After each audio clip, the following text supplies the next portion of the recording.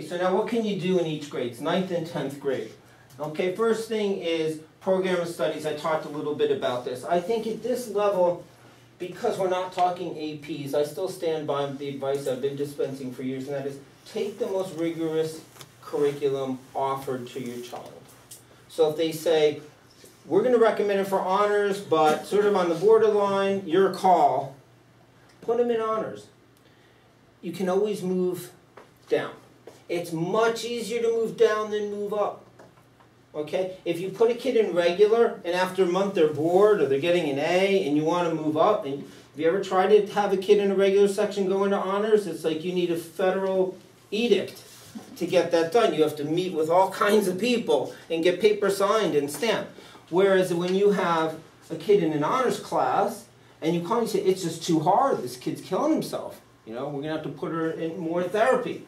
And, you know, usually it's one quick phone call and they get them in another section. And I know it's not quite that simple because sometimes one course is tied to another. But in general, much easier to move downstream than upstream. Okay, so obviously AP, from an admissions committee member standpoint, AP is better than honors, better than standard. Take the most rigorous curriculum offered, and there it is, you know. This poor trout has learned the hard way. It's very difficult to swim upstream. Okay. So, what other positioning can you do for this positioning for college? Extracurricular, community service, and sports. I think you could do your kids a great service by encouraging them to get involved in school activities and outside of school activities young. Don't wait until they're juniors or seniors. Okay? A lot of kids in the college, when I show them the college applications, one of the sections is called activities. And you literally have to select a category: sports, community service, school spirit, work, volunteer, church, you know. And kids are like, I only have 2, you know. And so then they start running around trying to, they join the drama club in their senior year. Well, they also have, they're very clever. They have little boxes that you have to check. What are the years you participated? 9th, 10th, 11th, 12th, and typically the college counselor is going to sign off on this. I mean, you know, there's enough checks and balances where you're not going to bluff your way in. And so you want also, you know, as an educator, I think I would like to say that they'll have a deeper and more, a richer experience in activity if they start young. You can't waltz on and be editor of the newspaper in your senior year if you haven't paid your dues in 9th and 10th and 11th grade. It's just like the workplace. But kids don't know that. So as parents, you need to tell them that. If you want to have a position of leadership as an upperclassman, get involved in 9th and 10th grade. Don't wait until it's too late. One thing, too, is that colleges look for depth rather than breadth. Okay, when we were applying to college, the big buzzword was, you know, well-rounded. They were looking for well-rounded kids who were good in academics and good in a variety of activities, good in sports. The Renaissance woman, the Renaissance man. Today they're looking really more for, the word is angular. They're looking for depth as opposed to breadth. So they would much prefer to see lots of activities around a theme than lots of activities. And this goes against the grain of what a lot of kids think. They tend to say, well, I'm going to, you know, I'm on the math team and the debating side, and I play saxophone, and I'm on the sports team. And, you know, college admissions committee know that if you do everything, you do nothing well. They would much rather see, you know, somebody says is going to play the school spirit card. Well, I give tours for the school. I'm involved in the student government. I represent the school and model at United Nations and go to New York. You know, that paints a different picture. That's more believable because there's some depth there. Similarly, you know, kids will say, I played piano in 9th grade. Should I put that on there? I quit in 9th grade. I tend to tell them no, you know, unless they're really thin elsewhere. If you want music to be part of your application and if it's truly part of your life and an important part of who you are, they're trying to get to know you, then, you know, you need to show. I've been studying piano since I was, you know, 5th grade. I play in recitals. I'm in the school band. I have a band outside of school. I've organized a recital. That's what they want to see, that you're really gung-ho about a few things rather than do a lot of things mediocre. Okay. Here's something else that I always get a lot of feedback. Thank you so much. I never heard that before. It's not too early to encourage your kids to take standardized tests in 9th and 10th grade, particularly the subject test. So many kids, I've heard parents tell me that their kids took biology, for example, in 9th grade, or world history in 9th grade. And I didn't even know there was a subject test. No one at the school told me that, right? And they come to me in 10th or 11th grade, and as I said earlier, too late, they've forgotten their biology and their world history. Now, very infrequently, to be honest here, does a 9th grader put up a number that's good enough to count in their application. But what it does for them is it gives them experience, and that's invaluable. They go and they sit for an hour under time conditions in a test center where it's silent and they have to do the bubble sheets. They're getting experience when they're young. Even if that score doesn't count, it's really helping them get the numbers they're looking for in the end. So if you have a kid who's taken algebra in 9th grade or geometry, have them take the math level 1. Now, there's one caveat here, and I'm glad I didn't forget to say this.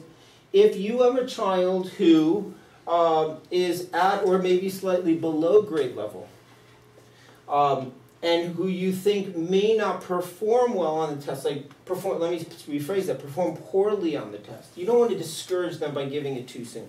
In other words, there's a kid to whom I would not give this advice. The kid, for example, is going to take a math level 1 and just do so poorly they're going to get frustrated and give up before they get started.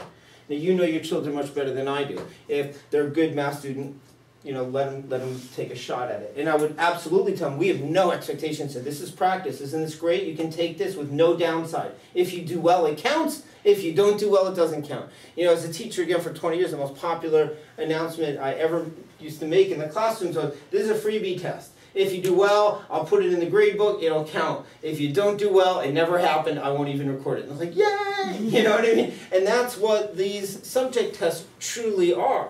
If you don't do well, there's no asterisk saying they're not releasing the scores, they didn't do well. There's just nothing there, which is great in terms of the whole managing pressure. And again, experience is huge. Okay, here's another little tidbit to take away a few things. This is one of them. Kids always go up on these things. There's a natural learning curve.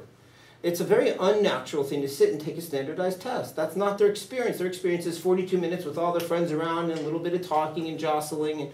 And, very rarely do they go in to take a high-stakes test. So if you can give them some experience with that, it's to their advantage. Okay. So there are general test-taking skills that they will learn by taking these tests. And then the subject-specific SAT subject test, AP exams, obviously you take at the end of an AP class. Most schools count them as final exams. The AP, what they allow you to do is photocopy the essays. There's a multiple choice part and then an essay part. In the multiple choice part, they just have to put in a sealed envelope and send off. A lot of teachers will photocopy the essays and count that as the final exam, which is really nice because then kids can really study for the AP exam and it does double duty for them. Again, shameless self-promotion here. If you have kids who get nervous about tests, what do these tests measure? I always like to talk a little bit about this too. The standardized tests don't measure what they're supposed to measure. Okay, what they're supposed to measure is how well you're going to do in college. Right? If you're the college board and you're trying to sell your test to the college, you say, we've developed an instrument that will accurately predict how well this kid will do in college. Well, it doesn't. There's an amount of research that shows that it doesn't. It correlates in a statistically significant way only with freshman year grades. If you look at seniors graduating from college, their GPAs don't correlate at all with their SATs. So it's kind of a big fat joke, okay? It also doesn't tell you how smart you are. There is no IQ, right? We know that now. I can tell you that confidently, having read all about it in ed school, and I just finished in 2006. So we know there's multiple intelligences. The SAT and ACT measure two thin slices. They measure verbal linguistic in the reading comprehension, sentence completion, grammar, and they measure mathematical logical intelligence in the math section. And that's it. There's no interpersonal, there's no intrapersonal, there's no natural, aesthetic, kinesthetic, and a bunch of others. And they're developing these all the time, so they don't tell you how smart you are. I always tell kids, if you could look into a crystal ball and ask questions about your future, the SAT can't answer any of them. It won't tell you how happy you'll be, what kind of a parent you'll be, how cute your husband or wife will be. Anything we'd want to know, it won't tell you. However, it will tell you something. If we talk, for example, about the SATs, it will measure extremely accurately how much of the vocabulary that's tested do you know? How much of the math that's on the test do you know? How many of the grammar rules that are on the test do you know? Not that that's valuable, but it will measure that and tell you that very accurately. If you were to take 10 SATs without studying in between, you would get within a very narrow band of scores. So the tests measure two things. They measure how much of a body of knowledge that you know. So again, for the SATs, that would be vocabulary, math, and grammar. For the ACTs, it's math and grammar. And then in the subject test, it's each of the subject-specific content stuff. And then it measures your test-taking skill. And there are two components. One component is, do you know how to handle multiple-choice tests? Do you know that you can plug in answers rather than doing the problems the forward way? You go backwards through the maze. We all know that's the trick, right? So you plug in answers. That's easy. That's not cheating. A lot of kids are like, but that's cheating. No, it's not. You can use any sort of problem-solving strategy you want, not necessarily the one the teacher taught you. One of the thrills of teaching for SATs and ACTs for me is I can bring back creativity in students. Because teachers, for so many years, they have teachers like, no credit unless you do it my way, right? Unless you show your work exactly the way I did in class, no credit. And the SAT and ACT, they don't care. Did you get the right answer? You guessed and checked? Good for you. You got it right. And how do grown-ups do? Grown-ups, you can tell kids. How do adults do math? They guess and check, right? You try that too high, too low. Oh, yeah, it's that, right? And that's good problem-solving skill in the real world, right? And then the other component is psychological. I always tell students that these standardized tests are as much a measure of your concentration as anything else. How well can you focus, particularly kids who struggle with reading comprehension?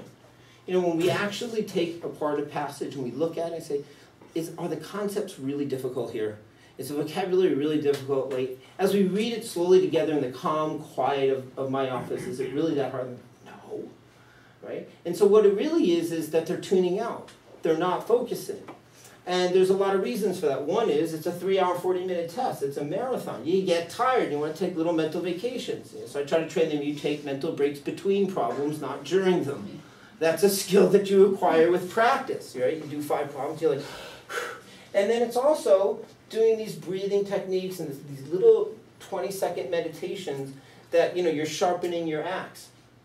And it's really getting out of your way, calming down those racy thoughts. And kids, when they come to me, they're like, I didn't know there's anything I can do about it. I just, thought that I had racy thoughts. I'm like, everybody does. Everybody's had the experience of you read 2/3 down the passage and you're like, uh-oh, I have no idea what this is about, and I have to start over, right? Anybody here not familiar with that? Please, right? And so what were you doing? You were thinking about something else. Your mind went away with you. So, you have to learn how to control your mind. That's one of the things this test measures. It's not written down anywhere, but when you think about it, that's what it measures, right? As much as a body of knowledge. The body of knowledge really is the easy part. You know why? There's a word bank, there's a math bank, and there's a grammar bank. We know what's on the test, right? Kids who are taking like a U.S. history final have a much harder time knowing what's on the test. The teacher gave us a review sheet, but we don't know if it's going to emphasize this chapter, that chapter. I don't really know. Here, we know. On the math test, we know you're going to see problems involving percents and involving 30, 60, 90 triangles or involving rate times time equals distance. And we know that you won't see any trigonometry or logs or I or solution or mixture problems. There's just a body material that's on it and a body material that's not on it. That's the easy part. So some of these soft factors I think are really important to think about.